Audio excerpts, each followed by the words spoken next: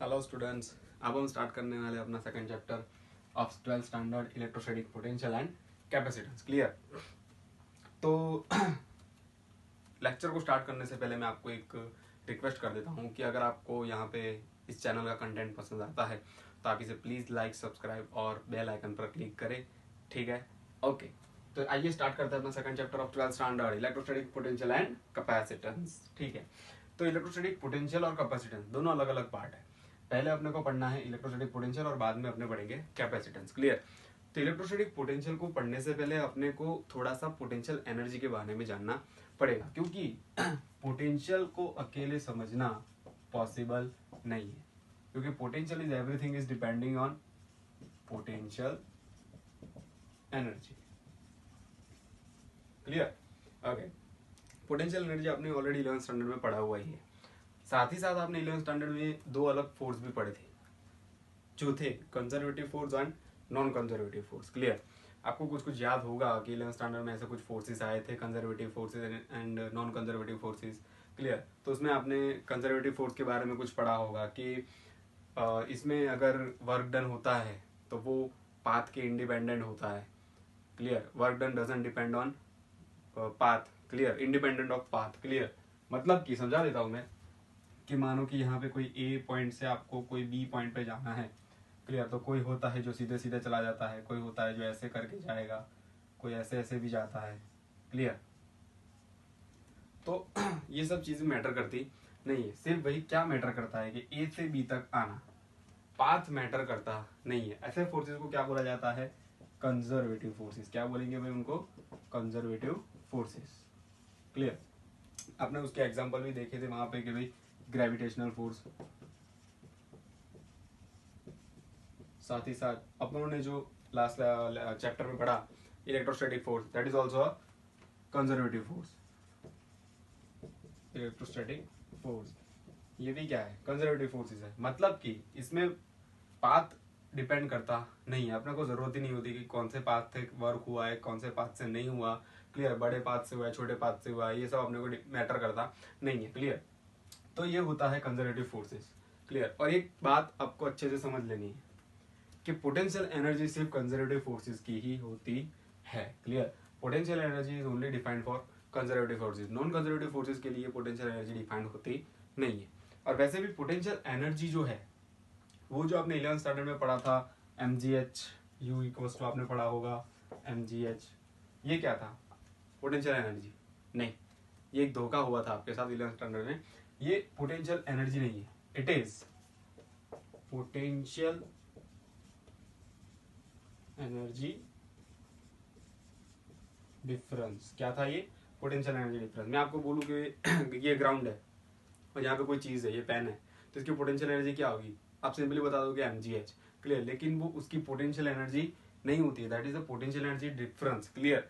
Potential energy difference दिखाने के लिए आपको नेसेसरी होता है एक रेफरेंस पॉइंट। क्या नेसेसरी होता है? एक रेफरेंस पॉइंट, जो आपने मैं अभी एग्जांपल दिया। क्लियर? कि यहाँ से यहाँ तक, तो आपने तुरंत बता दिया mgh, तो ये क्या था? Reference point. क्लियर? तो पोटेंशियल एनर्जी डिफरेंस दिखाने के लिए अपने को एक रेफरेंस पॉइंट की भी जरूरत पड़ेगी। क्लियर? ओके, पर अकेली पोटेंशियल एनर्जी दिखानी हो तो अपने को रेफरेंस पॉइंट की जरूरत पड़ती नहीं है, बट अकेली पोटेंशियल एनर्जी एग्जिस्ट करती भी नहीं है। That is a very different and very complicated concept. Clear? जो अपने को ज्यादा पढ़ने की जरूरत नहीं है, पर अपने को ये सब जानना बहुत जरूरी है, क्योंकि इस चैप्टर में पोटेंशियल एनर्जी के बारे में अपने को बहुत सारे काम करने हैं।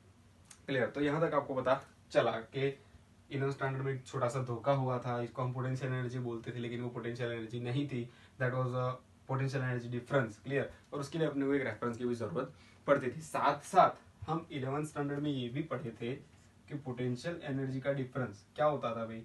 You final minus U I. Clear? वहां पे हम ऐसा भी पढ़े थे कि वर्क डन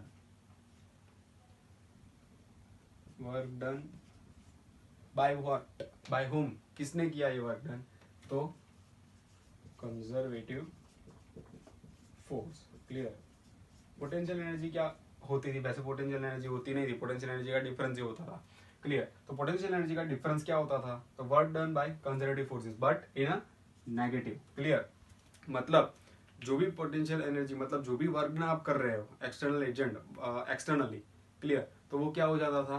कन्वर्ट हो जाता था पोटेंशियल एनर्जी में, तो दैट्स वाई ये नेगेटिव साइन लगती थी। क्लियर है यहाँ तक, आपको पता चला? ओके, तो इसके साथ मैंने यहाँ पे ऐसा लिख दिया, work done by conservative force. Clear? थोड़ा सा और सिंप्लीफाई करते हैं, इसके लिए हम लेते हैं एक छोटा सा charge, let us take small charge. यहाँ तक क्लियर?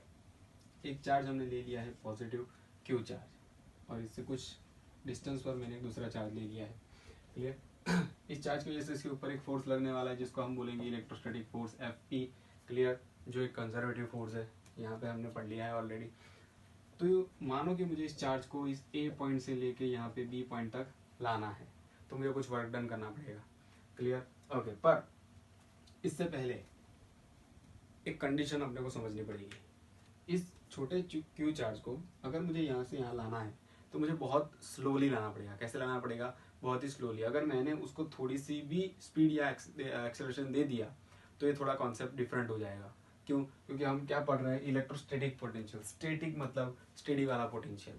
तो मुझे इसे इस चार्ज को इस तरह लाना है कि उसके पास कोई भी एक्सेलरेशन आए नहीं। मतलब कि इसके ऊपर अगर Fe फोर्स इस डायरेक्शन में लग रहा है तो मुझे कुछ ऐसा फोर्स लगाना पड़ेगा जो सिर्फ इसके बराबर हो। क्लियर? मतलब इस डायरेक्शन में जो फोर्स लग रहा है उतना ही फोर्स में अगर इस डायरेक्शन से लगाऊं तो वो ऑलमोस्ट हिलने की पोजीशन में आ जाएगा। क्लियर? उसके बाद वो मूव हो सकता है। क्लियर? तो मुझे एटलीस्ट उतना ही फोर्स लगाना है, उसके बाद थोड़ा सा ज्यादा फोर्स लगाएंगे तो थोड़ा सा आगे जाएगा। क्लियर? तो मानो कि वो एक्सटर्नल फोर्स मैंने लगाया है F एक्सटर्नल। क्या फोर्स लगाया है? F external. क्लियर? तो मैंने पहले बोला कि Fe equals to F external, पर डायरेक्शन क्या है भाई? अलग अलग। क्लियर? तो अब वर्क डन क्या हो जाएगा? वर्क डन इक्वल्स टू, अपने को डेफिनेशन पता है, force into displacement. R A कुछ भी लिख सकते हैं, force into displacement. Work done कहाँ कर रहे हैं हम? ए से बी तक। क्लियर? पर मैंने पहले बोला कि मुझे इस तरह उसको लाना है कि जिससे उसके ऊपर कोई एक्सेलरेशन आए नहीं। तो उसके लिए मुझे क्या करना पड़ेगा? इसको बहुत छोटे छोटे सेगमेंट में आगे लाना पड़ेगा, बहुत ही छोटे छोटे सेगमेंट में आगे लाना पड़ेगा। तो मानो कि ऐसा एक छोटा सेगमेंट मैंने यहाँ पे लिया है जो है small dr।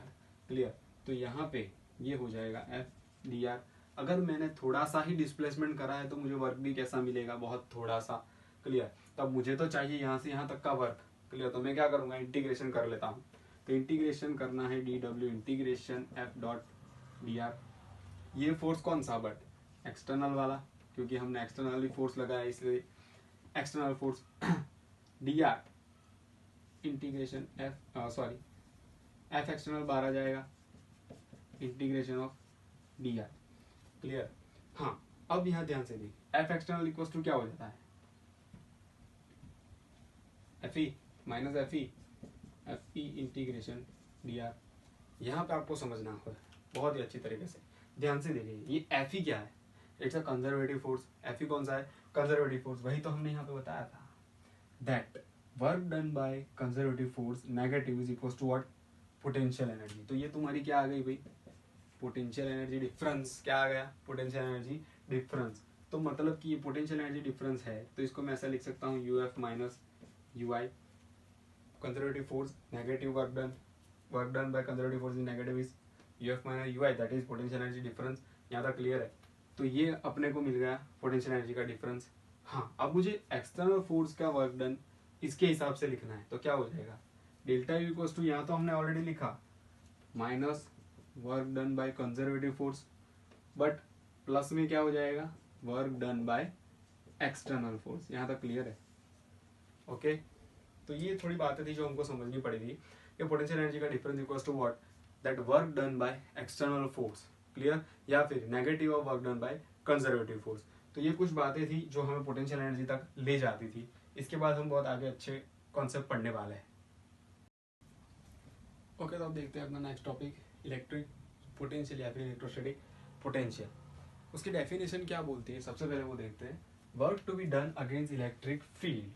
Work to be done against the electric field to bring unit positive charge from infinite to the any point given in electric field is called electric या फिर electrostatic potential। फिर से, work to be done against electric field to bring unit positive charge from infinity to given point in electric field is called electrostatic potential. Clear. अब इसको समझते हैं कैसे होता है ये।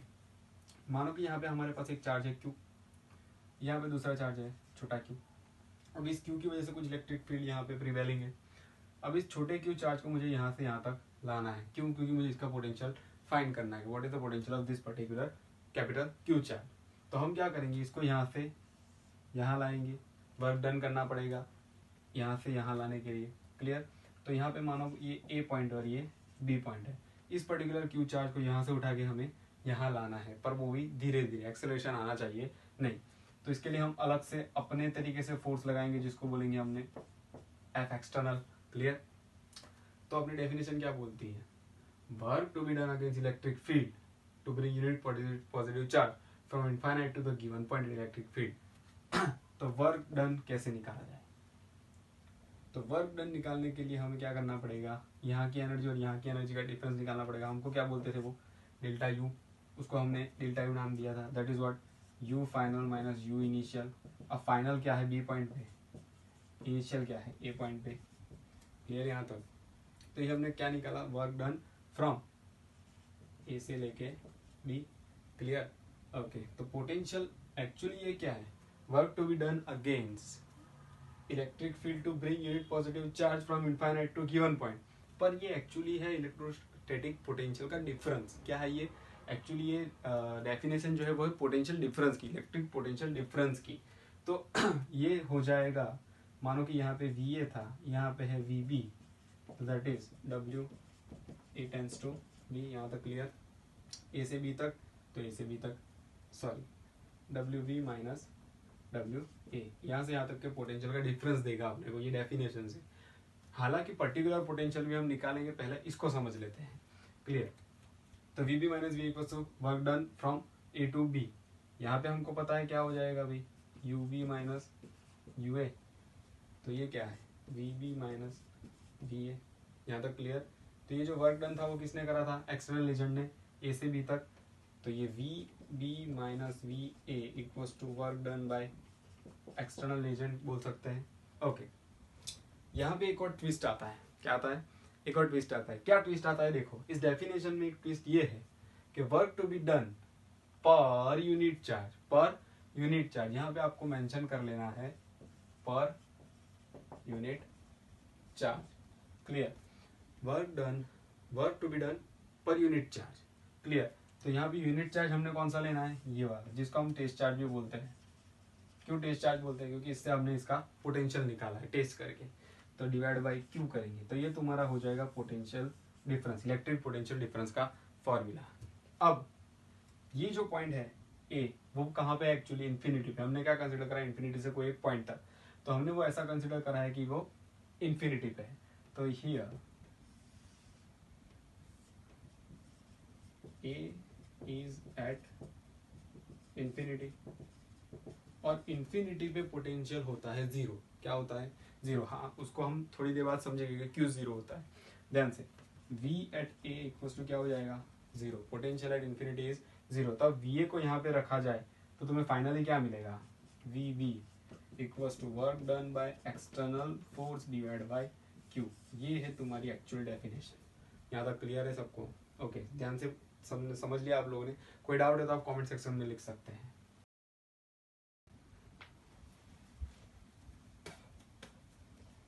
आइए अब आगे देखते हैं potential due two point charge. Potential due two point charge में हम एक अच्छा सा फॉर्मूला डिराइव करने वाले हैं, जो पूरी चैप्टर में अपने को काम लगेगा और पीछे के चैप्टर्स में भी अपने को बहुत हेल्प करेगा। ठीक है। तो आपको अच्छे से समझाऊं तो क्या होगा potential due to a point charge. ये अपना एक क्यू, बड़ा क्यू, जो सोर्स चार्ज है, जिसकी वजह से इलेक्ट्रिक फील्ड प्रिवेलिंग है, प्रोड्यूस हुआ है। और यहाँ पे है एक इन्फिनिटी डिस्टेंस पे अपना छोटा क्यू चार्ज। क्लियर। जिसको मुझे लाना है यहाँ पे इसके इलेक्ट्रिक फील्ड में। इस क्यू का इलेक्ट्रिक फील्ड है यहाँ पी पॉइंट तक, वहां तक मुझे उसको लाना है इस छोटे क्यू चार्ज को। सॉरी। तो अपनी डेफिनेशन क्या बोलती है, work to be done against electric field to bring unit positive charge from infinity to a point. Clear. तो इस क्यू को जो इन्फिनिटी पे है, यहाँ से यहाँ तक का डिस्टेंस कितना है, इन्फिनिटी। इस इन्फिनिटी से मुझे इस पॉइंट पी तक उसको लाना है। क्लियर। जो है आर डिस्टेंस पे मैंने ऐसा कंसिडर कर लिया है, आर डिस्टेंस पे है।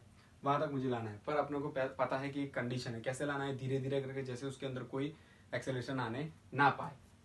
तो मानो कि मैंने इसको बहुत धीरे धीरे करके सिर्फ यहाँ तक लिया, इसको मैंने पी डैश नाम दिया, और वो पी डैश डिस्टेंस यहाँ से यहाँ तक है आर डैश इतना। क्लियर, कितना है आर डैश जितना। अब ये क्यू चार्ज चल के यहाँ पे पी डैश पर आ गया है। क्लियर, तो उस टाइम पे उसके ऊपर फोर्स कितना लग रहा होगा, फोर्स इस क्यू की वजह से, के क्यू इलेक्ट्रोस्टैटिक फोर्स के क्यू, इस चार्ज की वैल्यू क्यू अपॉन डिस्टेंस कितना है आर डैश उसका स्क्वायर। यहाँ तक क्लियर हो गई। अपने को क्या चाहिए, वर्क डन।